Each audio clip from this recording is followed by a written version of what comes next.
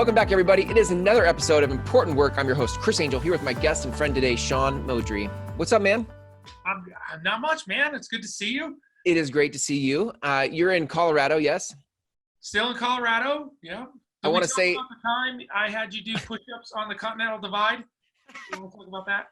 I was going to say I want to thank you for the book. I got a copy of your book, and Sean's memo to me in the beginning of the book was, to Chris, the world record holder of the most push-ups above 12,000 feet. Yes. Woo, that was fun. That was a great time. Backstory on that? Yeah, I mean, that was fun. You guys had me out to speak at like your summit, right? Yep. Keller Williams Summit. Yeah. I decided to take Chris on the scenic journey over the top of the Continental Divide. And on the drive up, I think you said that you heard, or somebody in the car said, that there was a world record that it wasn't possible to do more than 20 push-ups at 14,000 feet. We were at 14,000 feet that day. And you said, I'm going to do it. And I pulled over, and we've got it on video somewhere on some phone. It was videoed. You did them too, though. I think we were pace for pace there on our push-ups. I don't recall myself doing them. I don't know. Well, we did something strategic to pull that off. That kind of push-up and fortitude off at that many thousands of feet. That's and right. Today we get to talk about how to be strategic in selling. I think you just wrote a book, 16 Strategies for Sales, and I want to talk about it because so many people in business who have important work hate selling.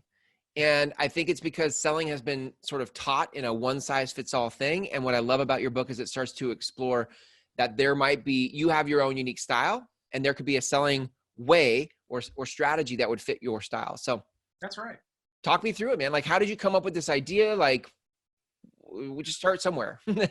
Well, here's what I think, going back to my career, I was a salesperson myself and a top producing salesperson. And then I built a brokerage and a team. Back then, they were just called brokerages. Today, they call them teams, but it was kind of a brokerage that was run like a team.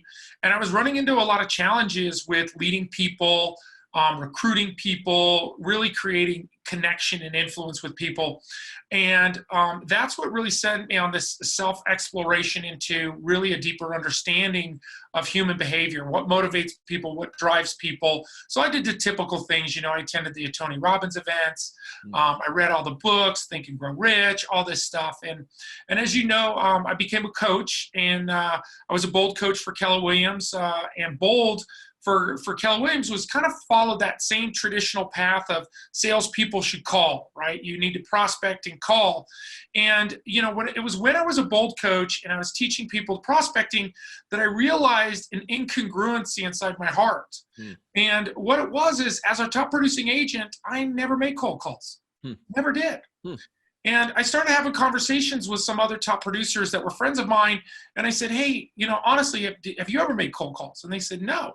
Yet we also know that so many top producers also make cold calls.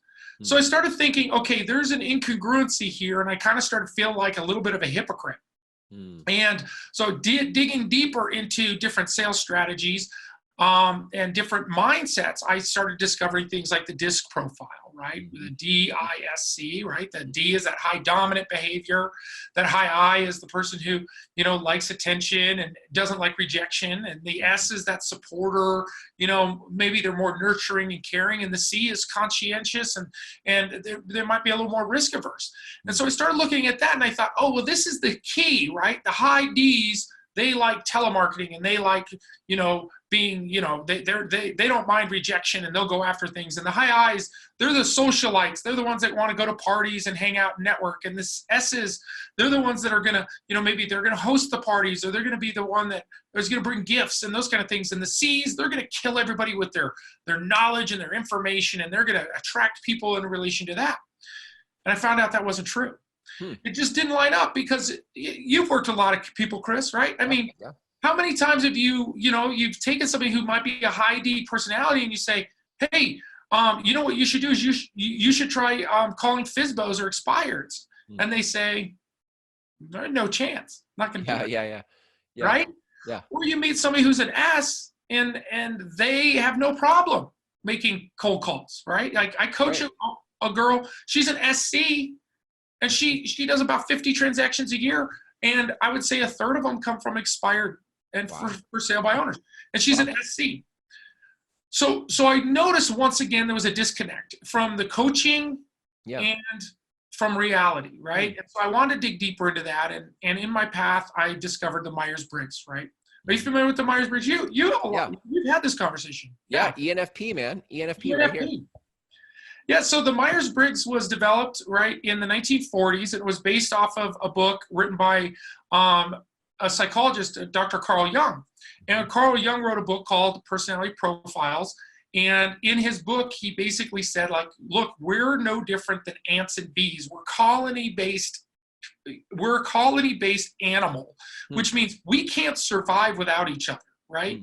And colony-based animals, you have the people that are there to kind of guard the nest or guard the hive. You have people that have to hunt and gather, and you have people that might, have specific roles in breeding or whatever. And so human beings are just like that. We're not like bears. We're not like wolves. We're not those other, we're not pack animals, right? We're colony animals. So we have to have different preferences. And so what Dr. Carl Jung said is these preferences are actually built into us innately. We're actually born with them, right? And you have kids, right, Chris? Like you have two. Yeah. Were they the same at birth? Like their personalities? I mean, no, as babies they weren't, and they're not now. Right. And so why would we think that all of our personalities are developed based on our experiences when we know when we have children that are relatively raised the same? I mean, they got the same parents, they might grow up in the same house, similar experiences, and yet their personalities are wildly different.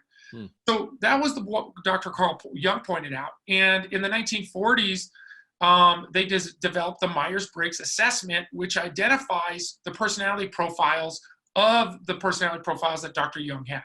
And so my point of all this is that there is 70 plus years of research behind the Myers-Briggs, lots of depth, lots of information from not only, where are you going to be successful in your roles in work, but where are you going to be successful in relationships, where are you going to be successful in society, and, even in what type of partner are you going to attract, and why are you going to attract that type of partner? And when I learned the Myers-Briggs, a light bulb went off. And I was like, that's it. That's the disconnect, which is, why does one high D personality who's a dominant behavior, that's absolutely their behaviors, they're dominant in their behavior. Why is one willing to call and maybe even call on the do not call list, knowing that they're breaking the law? And one is like, I will not make a cold call. There's no way I'm going to do it. Yet they're both high D personalities. They're both dominant driver personalities. And it's because of their Myers-Briggs preference. If one person has a preference for maybe feeling, which is they solve their problems through people or through empathy and compassion, their networks of people, they won't call on the do not call list because it violates people's trust, right? Yeah.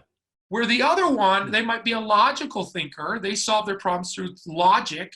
And because of logical thinking, it's efficient, it's fast, and rules are just made to be broken sometimes. So they'll call no problem on the do not call list, or they'll make cold calls because for them it's efficient and it's fast and it's the best way to generate business in their mind.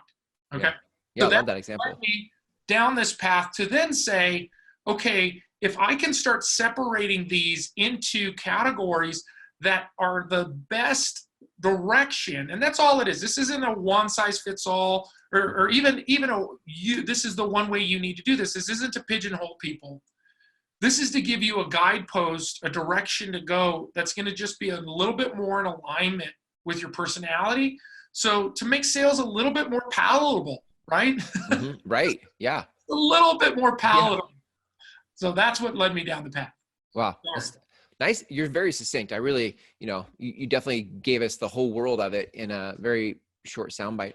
I think that I don't think I thought about that before. Like, why one high D would be willing to cold call and another wouldn't. I hadn't thought about that before until just now when you said that, but that's cool. Like, I can totally relate to the feeler just the way you described the feeler. Like, I'm not willing to compromise my values and burn the trust of somebody else by making a call. And I think this is at least my tribe, this tribe about important work. I think if I had to think from a Myers-Briggs, I think we're a tribe of feelers.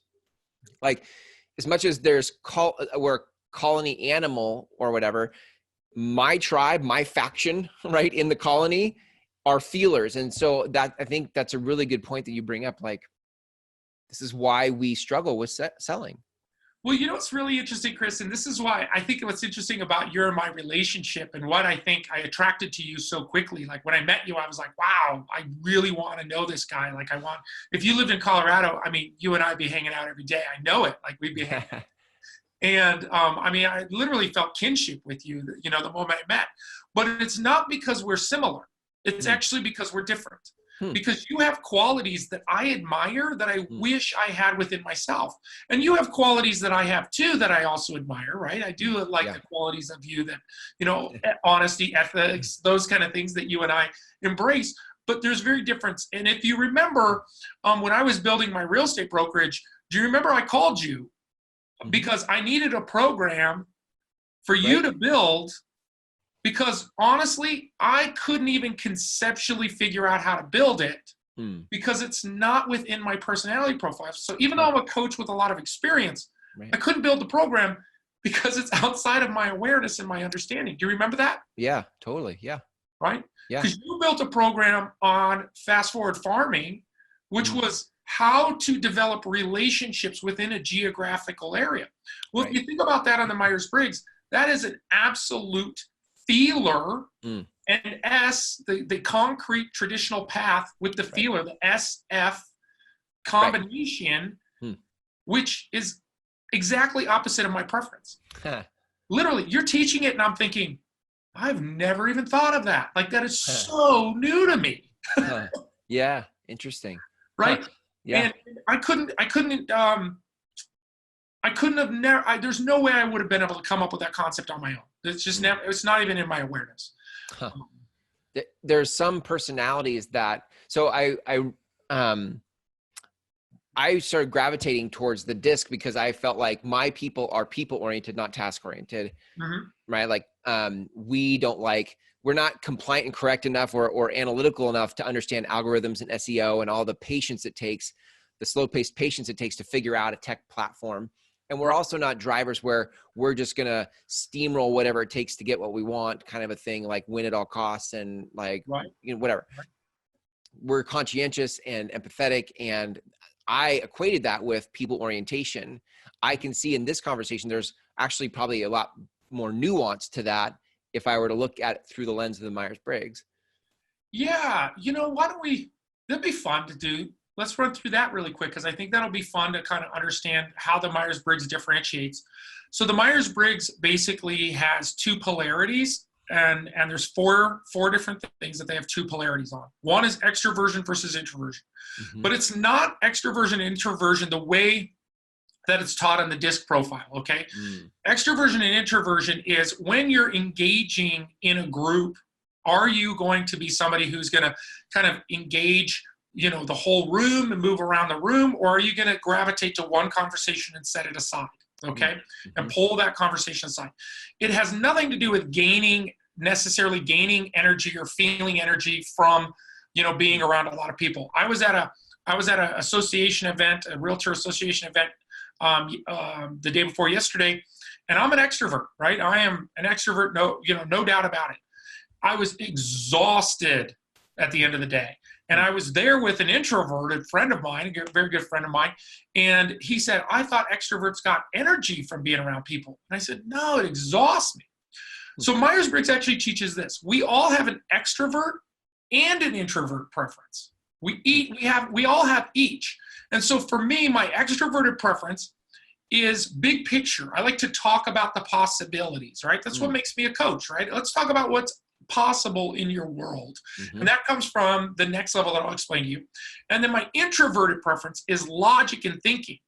So when I'm around people, I talk about opportunities, but when I'm by myself, I'm reading, researching, writing, planning, right? Yeah. That's my introvert preference. So if you saw me outside around people, you would think I'm an introvert.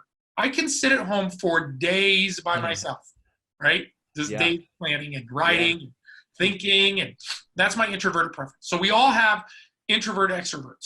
So for you, Chris, if I remember, you're ENFP. You're the same. Are you INFP or EN? E. You're E. So your extroverted preference is big picture. Also, your introverted preference is feeling. So when you're by yourself, you're probably thinking about your relationships and your connections with people. Is that true? There's a strategic component. Like I will think about my important work, and I am pulled into business all the time because that's just where my heart is. Yep. And then if I do think about relationships, it's about my kids, about my wife, or about the people that I'm wanting to serve and lead. Yeah, you probably most likely solve problems through people, right? You solve your problems. Yeah, I don't know. That's what I want, and that's where I would perform well. I think for a long time, this is actually really interesting. I think for a long time, I felt like I've had to solve problems myself. And so maybe that's, if I've felt out of alignment in building my business, that could be why, because I've been so isolated, right? And some of that's just in my own stubbornness of like, do I trust people, or or am I in over my head? And so then my tendency is to pull it in and to figure it out myself. But I love collaboration. So like if I can work with people and there's a good team, like I love team sports, like all of that is totally. Awesome. Yeah, I think if I was to coach you from a Myers-Briggs standpoint, right? I would say to lean into your relationships more. And to just embrace that more. Solving your problem through people is going to be natural for you, right? And that's going to be an easy way to go. For me, I'm opposite on that. And so I tend to like to engage people from my extroversion standpoint. But for me, I'd rather solve it through a process that I can manage on my own and not through others, right? So like your example is like this podcast, right? This is through people, right? You're engaging people to bring your tribe together, right? Yeah, totally. Yeah. So totally. The next level, so that's extroversion versus introversion. Okay, the next is when communicating or taking in information is the next level. And that's the E, or that's the N, which is intuitive, which starts with an I, we all know, but it's the N versus the S, and the S is sensory, but we call that concrete. And so in taking in information, are you somebody who looks for patterns? Are you looking for the opportunities or the patterns or the ideas? Or are you somebody that trusts what is traditional, what is the most, what is the most known path, and you like the detail, right? So the best explanation I can explain is, if you can imagine that there's a ladder, somebody who's a strong preference for N is going to kind of say, we're going to go to the top of the ladder, and it's missing every other rung, but you'll figure it out, right? Totally. And then you'd say that to another N, and they're just going to go, okay, and they're going to climb up the ladder. Right. You talk to somebody who's a strong preference for S, for sensory, they're going to literally they're going to say, hey, did you notice that there's a rung missing here? And there's a rung missing here. And by the way, there's a crack on the ladder, and I'm going to read the safety warning on the ladder. Okay? Yeah.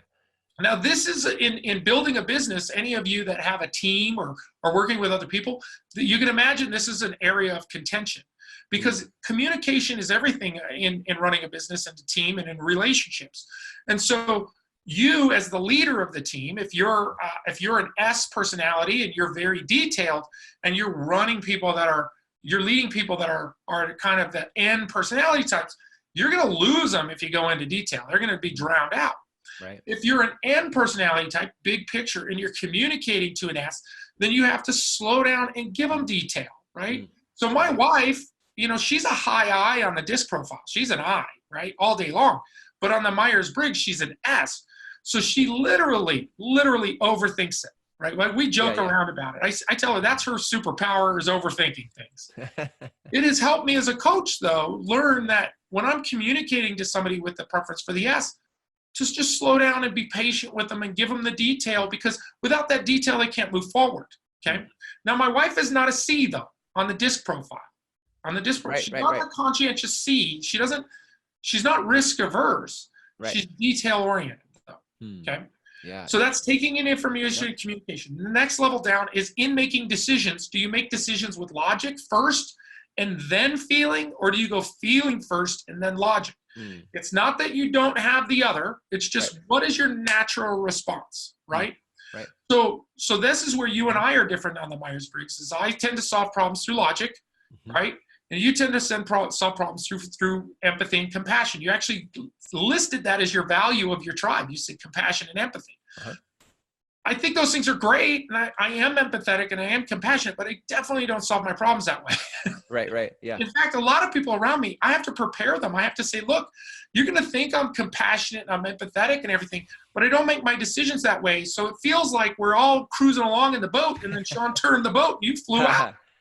That's right? great. Yeah. And so I have to prep them, hey, when a decision's coming to be made, I'm going to make it based on logic.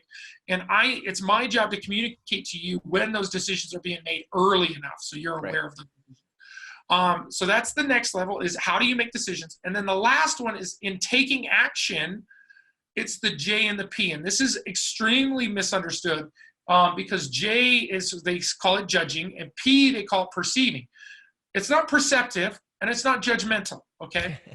It's in taking action. A J will take the information, they'll make their decision, they take the information that they have and they start marching forward. We got our marching orders, we're moving forward with the information that we have. Let's turn off all the other information, right? We're done, we're moving forward. A P will say, okay, we made the decision, we're moving forward. Let's go get more information. Let's go gather more information. Let's look into other things. The way that ends up showing up is the P doesn't actually start working until much later than the J, and then they show up kind of last minute and they kind of, surprise, I'm done. Which really frustrates the Js, right? Who are like, because if you check in with the P 50% of the way through the project, they haven't started yet. Right. When you check in with a J, they're almost done. They're like, I started that early. I'm going to finish early. I'm going to turn it in. I'm going to have it graded. It's going to be perfect when it's done. But here's the biggest difference that people misunderstand between the J and the Ps. The Ps tend to be the creative side. They tend to be the ones that come in with innovation, creation, new ideas. The Js, they march forward with their orders, right? They just, okay, we got our marching orders, we get it done. So if you want something done, and you want something done on time, you hire a J. Nice. Yeah. If you want creativity and innovation, you work with a P. Okay? You can't change a P into a J. You can't change a J into a P. You just have to understand who you're dealing with. And if you're working with a P, you give them an early deadline. So if the deadline is the 11th, you tell them it's the 7th. That's awesome. And you will get it on the 8th. So right? Good. Right. If you're working with a J that's working with a P, you have to coach them on those things. And if you're working with a P that has a J around them, you have to communicate, hey, I'm going to come in with last minute ideas. I'm going to be creative. I'm going to have some things that are going to probably spin you out of control at times and through communication. So good. So that's the layers of the Myers-Briggs. Yeah. If that helps. Oh, that was great, man. I loved it. I went to school just now. That was so good. Yeah. No, I think that's, so what came up for me was, part of the reason I've marketed the way I have, or the place my creativity has gone, is like, I have an easier time, communicating the value of what I offer to people who are like me. Yes. So when I say, here's a cool ladder and it's missing some rungs, my people don't care. They're like, dude, that's awesome. We'll pay for that. We're all in. Yeah. And other people, the other side of that, it's like, it's missing a rung, and they can't buy in as fast on the vision of something. And so that I've interpreted that as like, I don't want to spend time over there with those people. Yeah. Because it's easier to communicate with these people that are like me. Now, that being said, as you're talking, what I realize is I actually have some people that have come through my programs that are not like me. Yeah. And they still have had just as much value. They've had just as much connection with me and appreciate what they've learned. So what's happening there is like, they might be complete opposites of my profile, but there's this connection. What is that? Great question. Okay. So remember, we're colony-based species, right? We're colony. We can't survive without the other personality profiles. Mm-hmm. So it's the same thing that attracts me to you in the coaching world is you have knowledge and understanding of things that I don't have. It's called my blind spots and my weaknesses, right? Mm-hmm. I have strengths, I have superpowers, I have blind spots, and I have weaknesses, right? Mm-hmm. So my superpower is you throw me in front of a room, you can throw out any topic and I'll come up with something, right? I will engage the room, I'll talk, right? No problem. Right. Yeah. That's a superpower of mine. Doesn't matter. Doesn't matter. You could say, Sean, talk on astrophysics, and I'll come up with something in front of the room. It'll happen. It might not be true, but it'll be done. Yeah. That's a superpower. What's my weakness? Detail. Long-term management of projects. Long-term management of people. It's a weakness. What's my blind spot? Sensitivity. I'll offend people. Well, not even aware I offended them. That person hates you. Really? What did I say? I didn't even know I offended them. That's my blind spot, right? So we all have those things. And because of that, we attract and we look for people with opposites. So my wife is opposite of me on many, many things because psychologically, my unconscious mind knows of my weaknesses and my blind spots. So it attracts people around me that have those. So why are those people attracted to your program, Chris? Is because you have things that they desire.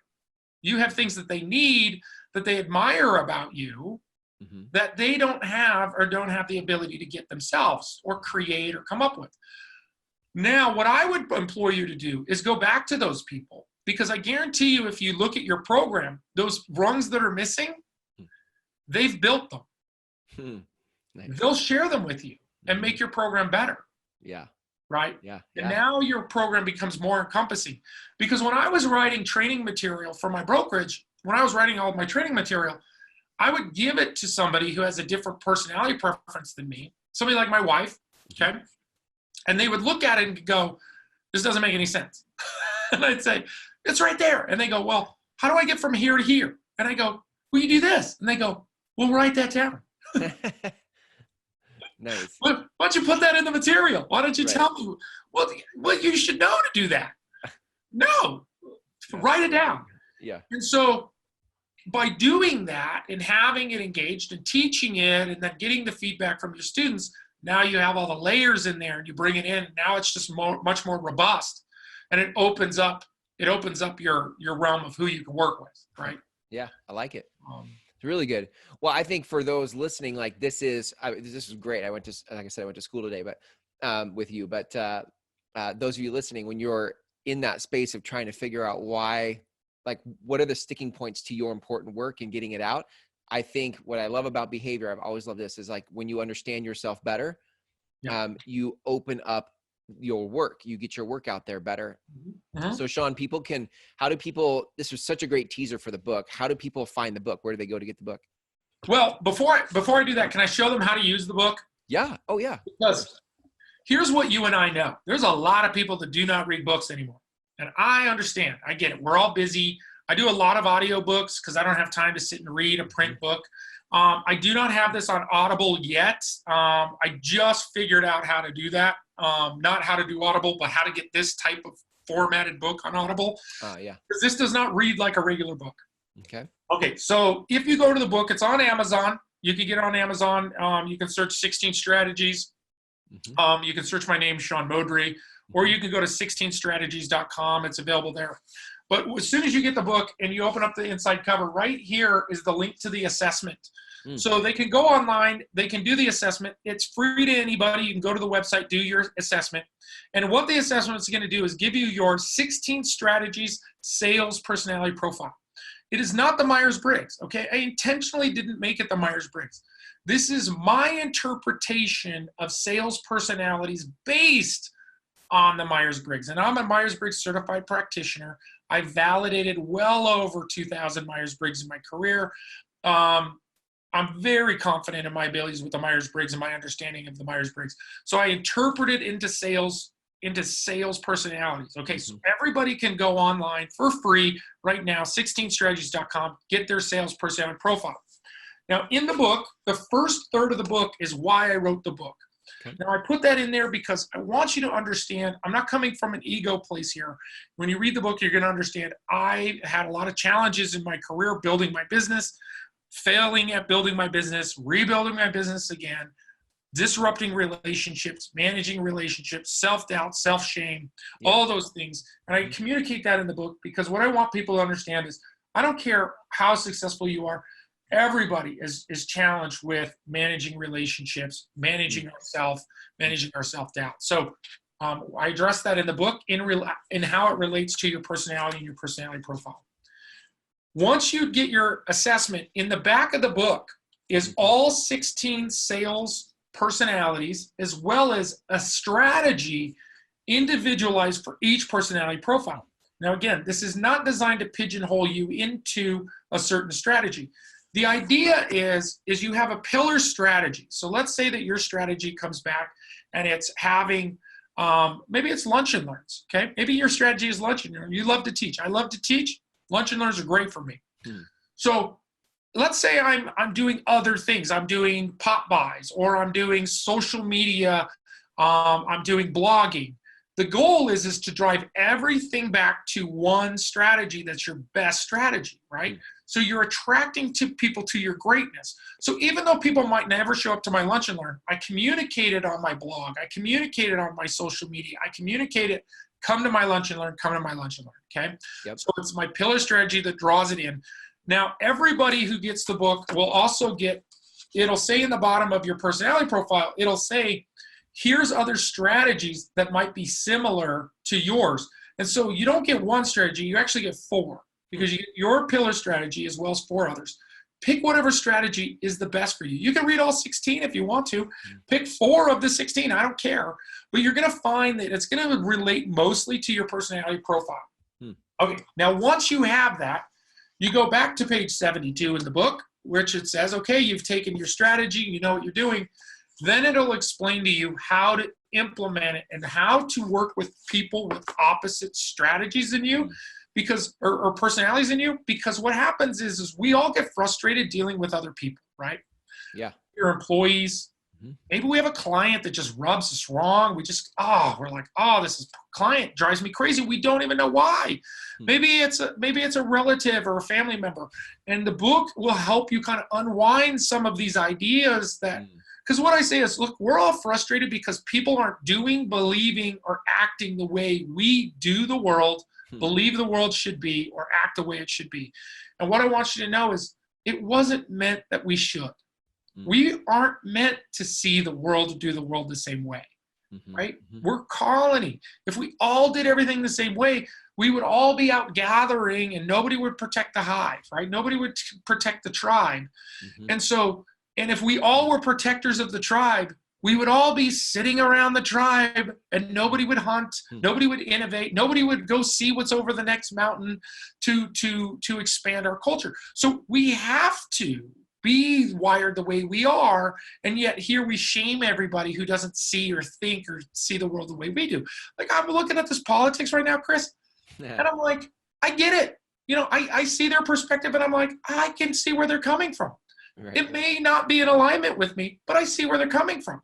I don't get angry. I don't shame them. I don't think everybody should see the world the way I should. I don't want to. You know, you take Donald Trump, there's qualities with Donald Trump that I agree with. There's qualities with Bernie Sanders I agree with. There's qualities with all of them that I agree with, right? And I'm thankful for all of them, because if any one of them if we were all wired the same way, we'd have killed the earth a long time ago. We'd all been dead. We'd either just starved to death, not innovated. It's like the Neanderthals, right? They said the Neanderthals died off because they weren't curious enough to go discover new lands. And so they wore out the lands that they were, and they died off as a species.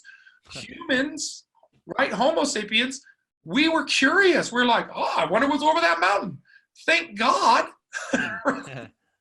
Because of our curiosity, because of Elon Musk trying to populate Mars, we're going to have a future 2,000 years from now, maybe, right? Whatever it is. Yeah. So the book goes deep into, here's the 3 goals with the book, and I'll stop talking. Number 1 is to relieve stress. Right? Stress from self-shaming, self-doubt.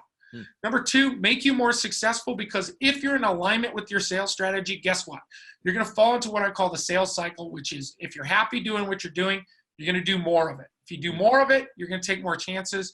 You're going to have more appointments, more leads. You're going to repeat that. And then doing more is going to drive success. And success is going to empower you to do it again. And that's going to lead to a successful life.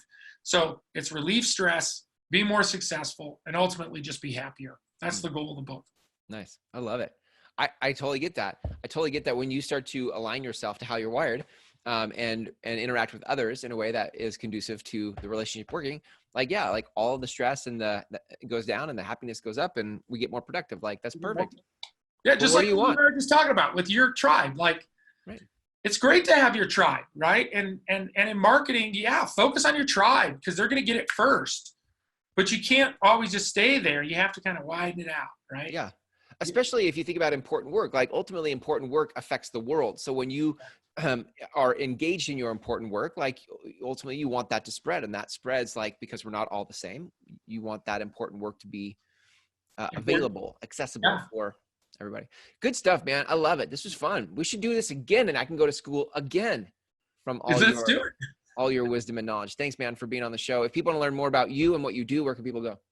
Go to 16strategies.com. I'm happy to, if you're interested, I'm happy to sit down with you and have a quick conversation about your strategy, because I know for a lot of people, this is super new and it goes against some of the grain that we've been taught for the past 30 years in sales. And so I'm happy to talk. You can inquire on my website. Awesome. Thanks, Sean. Great to see you, man. Thanks for hanging out with me. Until next time. See ya. Thank you, Chris. Do you have important work in the world? We can help you produce a show just like this one and get your message out in the world. Go to mygroundswell.com to connect with us now.